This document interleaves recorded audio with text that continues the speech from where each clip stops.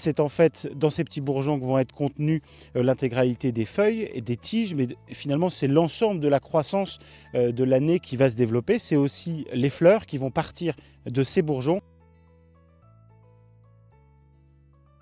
Bienvenue dans un nouvel épisode d'Au fil des saisons. Aujourd'hui, je vous propose d'aborder le thème du débourrement.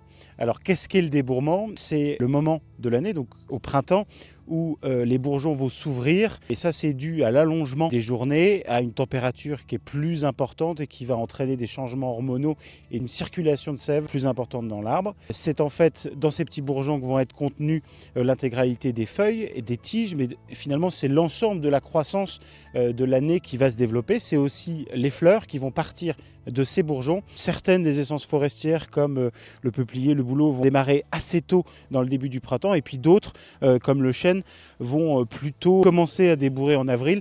Évidemment, cela dépend beaucoup du climat de la zone. En montagne, les saisons de végétation sont plus courtes puisque le climat devient plus chaud plus tard.